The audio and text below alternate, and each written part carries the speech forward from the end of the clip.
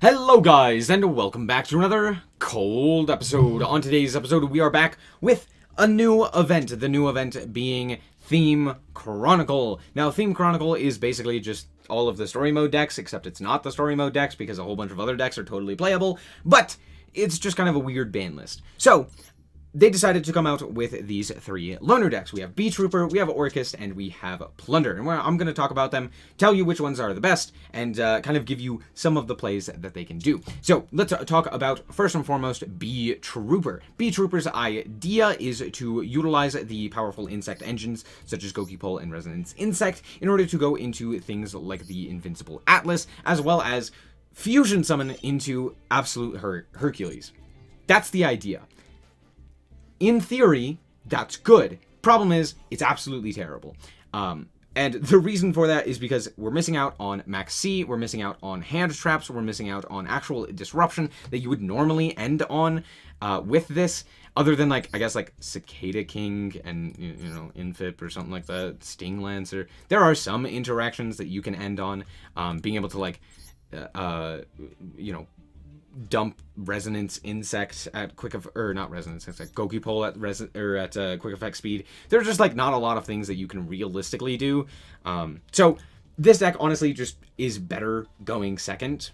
And the reason for that is because there are a lot of options available to you for going second. You have the Hercules, which can just like plow through everything. You have the Invincible Atlas, which can also do that. And you also have access to Giant Ballpark. So there's that. Honestly, this deck is fine. It's one of the better ones that we've had in terms of loner decks, but this is still the weakest one. I'm going to quickly do the card by card, and then I'll show you the replay. So we have triple Gokibore. I don't know why we're not playing, or we're playing 3 of this, but sure, I guess, you know, Giant Ballpark reasonings, but then why are we not playing Sea Squatter? Whatever, who cares? We have double Goki Pole. This card is really cool.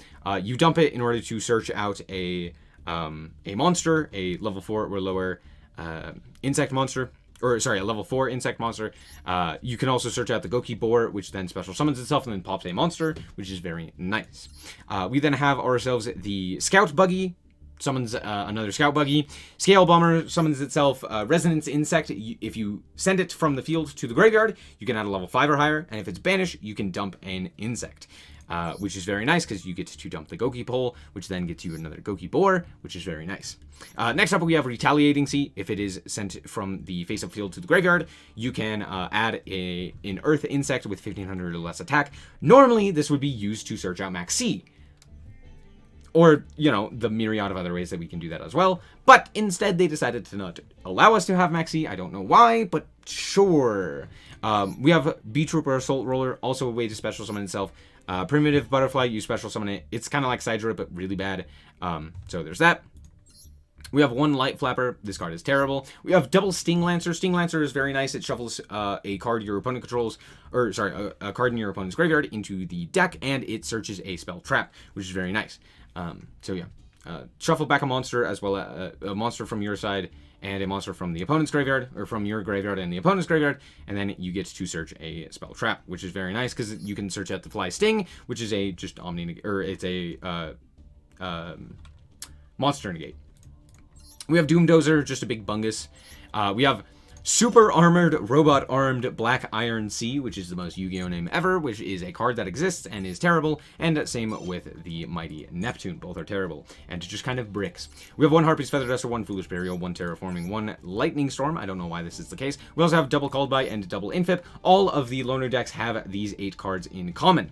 Then, of course, we have ourselves a double Descent, one Landing, one Giant Ballpark, one Formation, and one Fly and Sting. As for the extra deck, one Hercules, one Giga Brilliant, one Cicada King, one Malevolent Sin. I don't know why we have this. This is a terrible inclusion, but sure. We also have Korobaj. We also have ourselves the Picofelina, or one Picofelina. This card is the best one. I don't know why we only have the one. We should be playing this at 3, but sure, it's fine. We have double Insect Hagakura Mino. This card exists. We have triple Armor Horn. We have double Popleon, and we have double Invincible Atlas. Cool. Alright, real quick, before we continue on with the rest of the video, I'm super close to reaching 10,000 subscribers, and I'd like to reach it by the end of the month.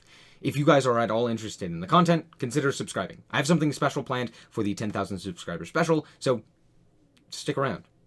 Alright, and here we are going second, and this is, in fact, a hand that we drew. It's not the greatest of hand, but it's a hand. My opponent is going to search a penguin card. They're on penguins. Now, honestly, this game was actually just very cool. Just because penguins, how can you not like penguins? Anyway, they go for the Emperor Penguin, which also, they also had the No Penguin, so they're going to go for No Penguin here as well. We do have Harpies and Infip, so there's that. They're going to summon out 3 monsters, the No Penguin and 2 others. They go for the Penguin Brave. I go and negate that because I'm like, I don't really want you special summoning anything else because that would be problematic for me. And then they just reveal that they already have the Squire, so it doesn't really matter. They're going to flip it back up and go for Dragite. However, this does end their turn. So I'm like, okay, maybe I can do something here. And I drew the best card. So we're going to go for Scout Buggy here, which allows us to get Scout Buggy, and then we are going to link those off into Armor Horn, which then allows us to get an extra normal summon. The extra normal will then be spent on Resonance Insect. We'll link those off in order to go for Papillon. Papillon is then going to activate its effect, which doesn't do anything, it's just a link 3. It's only to get Resonance Insect into the graveyard. So we're going to go for the Resonance Insect here and activate its effect in order to search out Doom Dozer so that we can actually banish the Resonance Insect and send another card. But before we do that, we're actually going to go and activate the effect of our Armor Horn in order to do the same thing. So we're going to banish all 3 of our cards in order to bring itself back, and then go for the Resonance Insect to send the Gokipole, which will then send summon a, or add a Gokibore, which will then summon it, and we will pop the Dragite. We're then going to shuffle back 3 of our banished cards in order to go for the Mighty Hercules. We are then going to go for Piccopolina, which allows us to equip the Papillon with another Resonance Insect, and since we had to discard a card, we discarded a Resonance Insect, which then allows us to go for Doom Dozer. Resonance Insect will activate again. We're just going to send the Scale Bomber, and then we are going to link off 2 of our monsters into Invincible Atlas. We're going to go for the Resonance Insect for a 3rd time, because there's no ones per turn on this, just at all. There's no ones per turn, at all. Great. We're going to go for the Sting Lancer here. We will go and activate the Sting Lancer, shuffling 2 cards into the deck. We're going to shuffle the Piccopolina and then add to our hand the Fly and Sting. At this point, we just go to battle and we deal lethal damage. So yeah, we're going to mill from the top of our deck, the top of our opponent's deck, the Ash Blossom, and we will get in for lethal. Good game. Alright, then the second one we have here is Orcust. Now, I know you're probably thinking, wow, this looks incredibly bricky, but that's just Orcust. Like, it doesn't matter what you show them, Orcust is always going to be bricky. You could be playing Dangers, you could not be playing Dangers, you could be playing the most consistent version, it's still going to brick. So, ignore the fact that this is a bricky version of the deck. The deck still does Orcust things, and Orcust is probably one of the best decks in the format, in this format, quote-unquote, in the event. So, this is no exception. It kind of does the same thing. Yeah, let me just quickly explain it. So, first and foremost, the idea is to get an Orcust Harpor into the graveyard in order to summon out either a Girsu or an Orcust Nightmare. Being able to go into either, once you get 2 monsters onto your side of the field, you go for the Galatea here, which requires 2 effects monsters, and including an Orcust, which then allows you to set either Orcust Crescendo or Orchestrated Babylon. Or Babel. Babel is absolutely crazy. It basically allows you to play the game as if it was, as if it was your own turn, right?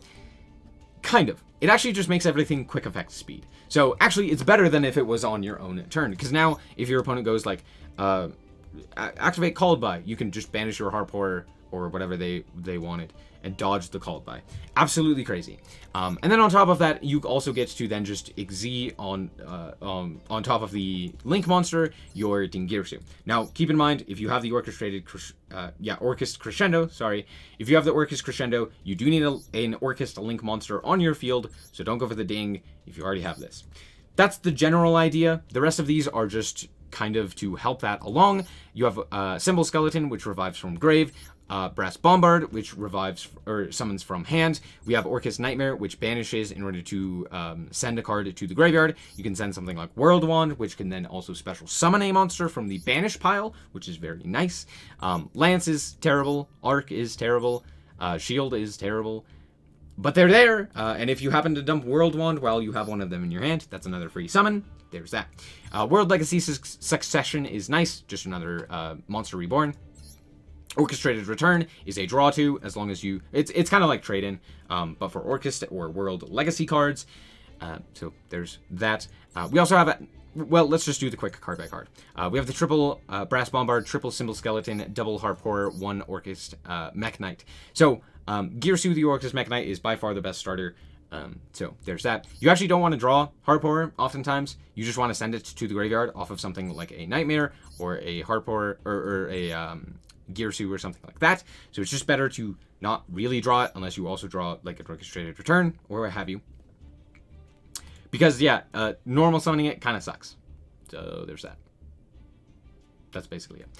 Next up, we have ourselves the triple Orcust Nightmare. You dump a card, and then, well, you target a card on the field, and you give it attack by dumping a card to the graveyard. You basically just send a card to the graveyard. It's great.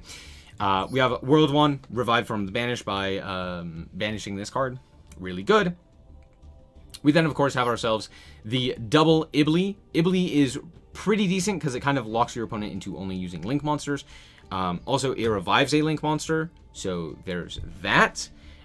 So you can go like normal summon this, revive the Galatea, and then immediately go into Ding on top of it, which is very cool. Also, yeah, if this card is sent to the graveyard, you can special summon it to the opponent's side, and then they're locked into only summoning Links, which is very nice. Well, I guess, sorry, you can't revive and then immediately go into Ding. You'd have to, like, link off into something. But after that, you can go into Ding. Anyway, pretty decent card. It's good follow-up. Ignore all of the World Legacy cards. They're all bad, except for this one. This one's good. And then we have ourselves the Incarnation Idli. This card is so terrible. It special summons itself, and if it special summons itself, while your opponent controls more Link monsters than you do, you can send all Link monsters on the field to the grave. However, it requires 8 Link ratings, 8 Link arrows to be on the field, which is just not going to happen. It just isn't.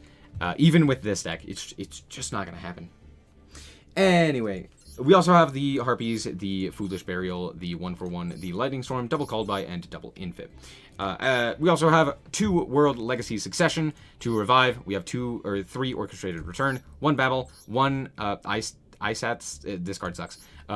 2 Crescendo, and 1 Core. As for the extra deck, we have the double Ding, 1 Cerberus, 1 Phoenix, double Galatea, double Lib. This card is absolutely terrible because you just can't summon it half the time because you're dark locked half the time. We have 1 Unicorn, we have 2 long Gearsu, 1 Gears of I don't know this card. Griffin, and double Orchestrion. Most of the time, it's just Galatea, Ding, long. That's it. Alright, so here we are going second, and yeah, as you can see, I mean, it's not the best of hands, but it's not the worst, and my opponent has passed. Oh. I see. So I'm gonna go Foolish Burial here, and oh. Alright, okay, so here we are going first, and, well, I mean, we got a brick, so we're gonna set 3 and pass. Not a whole lot that we can do. Hope that this Called By gets us there. This card's not doing anything. They're on Rika. Yeah, I guess. Yeah, okay, Outcomes Teardrop. Yeah. Tribute, Special. Oh, Lone Fire. Okay, well, yeah, we'll Called By that. Sounds good to me. Yep, And pass. Okay, great. Fantastic. We should be able to play the game here. Okay, Orchestrated Return. Sure, we're gonna activate that. And, huh? Alright, for real this time, we are going second, and I promise that is normally how it goes. Like, I had several games where it was just like, as soon as they found out I was playing Orcust, they just scooped. Fair enough. You know, I get it. It's probably the best deck, and there's not a whole lot that you can do, and they just kind of get to play on your turn. Ignore the fact that I am negating the only card that my opponent could possibly have activated to do anything. But I drew the second Orchestrated Return. What? Huh? They go for the Maxi here. I'm going to Called By that, obviously. But yeah, we're going to draw 2 and hope that we draw into something good. Woo, that's the best one! My opponent's going to activate a card. Doesn't really matter. Because we are going to send the Harp Horror to the graveyard, and we are off to the races. I'm also going to grab myself a token here, since this is the only card on the field. We get to grab a token to both sides, and then we're going to go for Skeleton.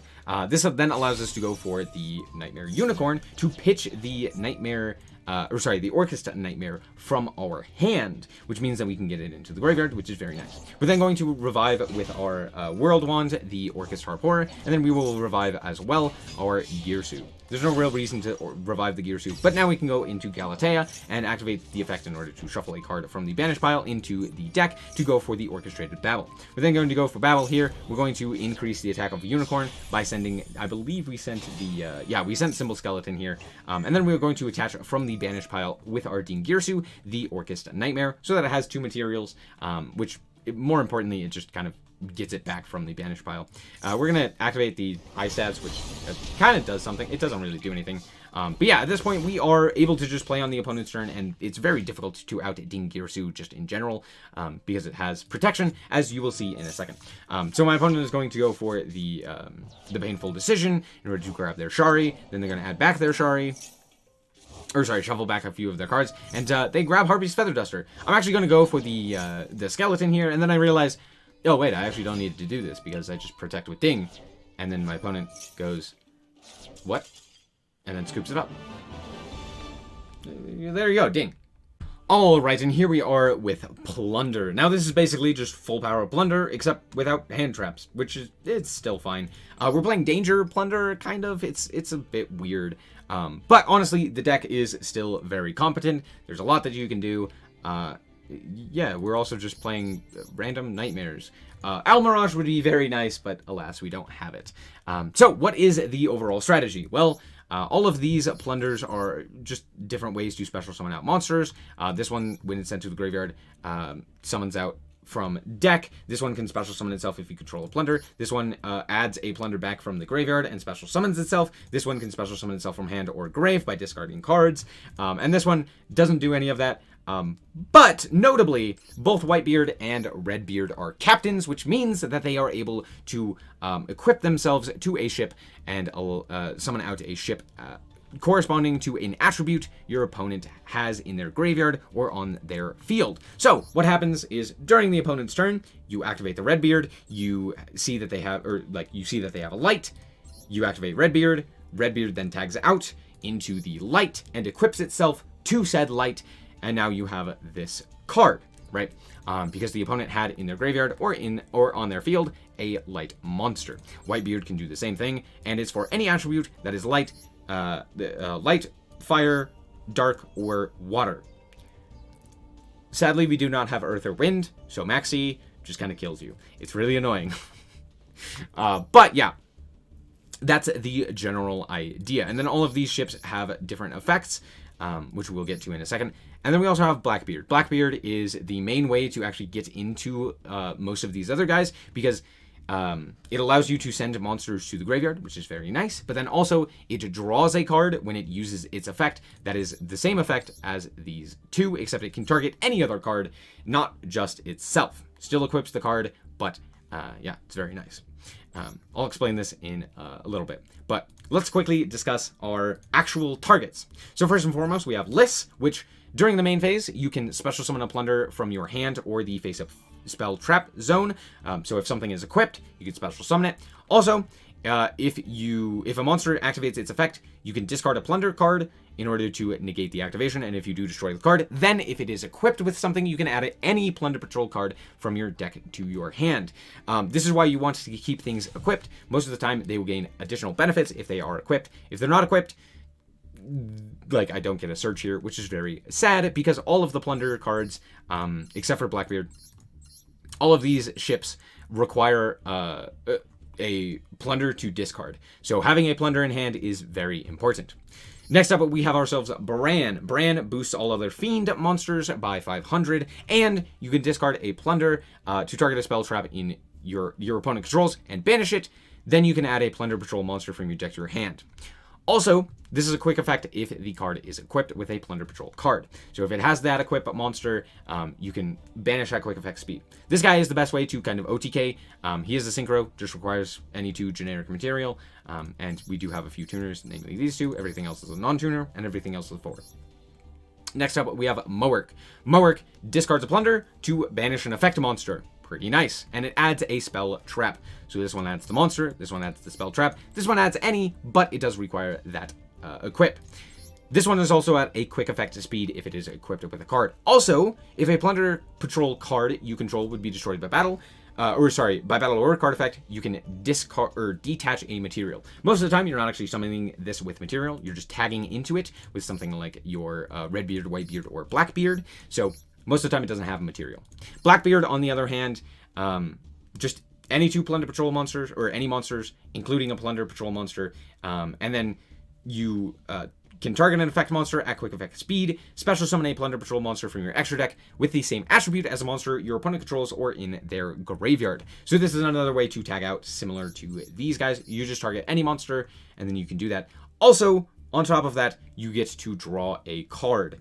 So you equip the monster, and then draw a card, which could potentially draw you into a Plunder, which could potentially make all of these other cards live. So that's the general idea. We have Shipyard to help us out with that. This is our fusion spell. This is another way to get into our own monster, or into our extra deck monsters. We also have Booty, which helps out with that as well. And then the dangers just to help facilitate that. I'm not going to do the card by card. Let's just hop into the duel. All right, on this episode, Alright, in this game, we are going second, and me and my opponent did our best impressions of Shizu-Tier, and you will see why in a second. My opponent is playing Danger Dark World, and I drew 2 dangers, which you will see come up in a second.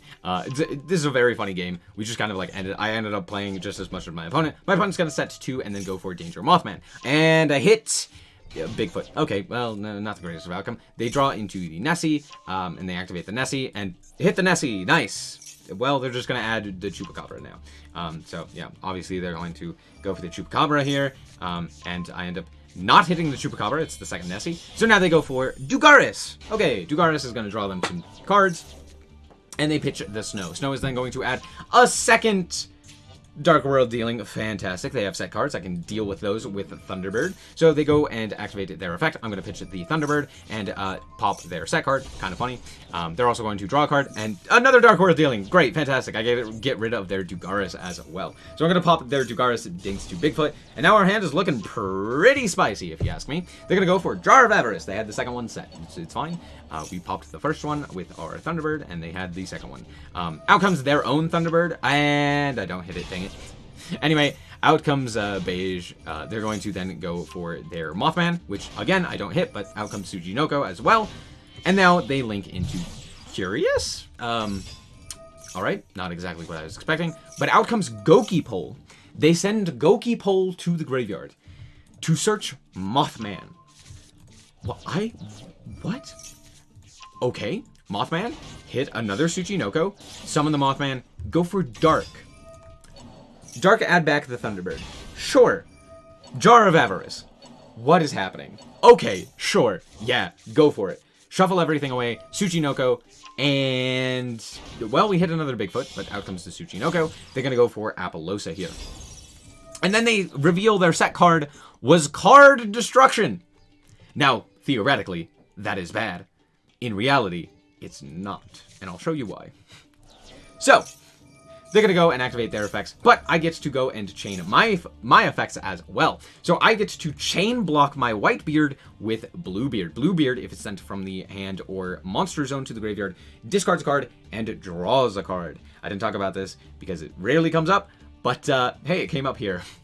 So yeah, now we get to go Whitebeard in order to special summon, and now we have a Redbeard on our side of the field. My opponent is going to negate our Redbeard, which forces a negate out of them, which is super good. Yeah, we would have gone like Mowerk or Liss or something like that, which would have just ended their turn. They're going to keep going here, activating, summoning out, yada yada. And then they go for IP Masquerena and pass. What the heck? This was their end board.